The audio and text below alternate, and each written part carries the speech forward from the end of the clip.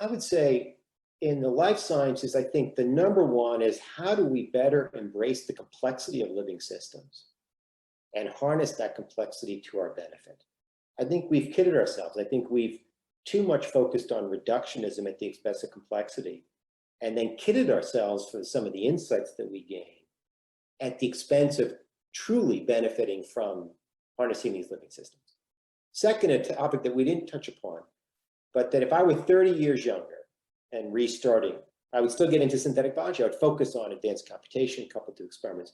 But in addition to problems in biomedicine, I would focus on how we can harness biology to address some of our big challenges in sustainability, environmentalism, and climate change.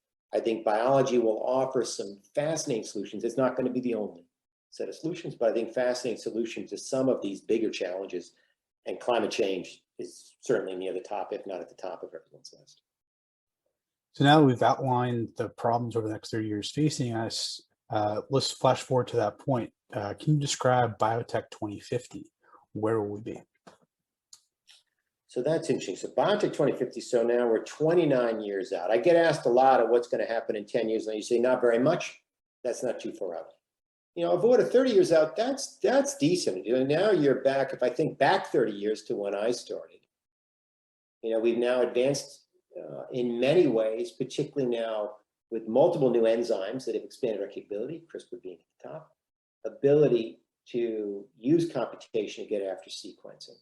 So when I look out 30 years, I think sequencing will now be a dominant tool that will allow us to query remarkable aspects of nature. I think synthesis, DNA synthesis, will now also have caught up and be cheaper.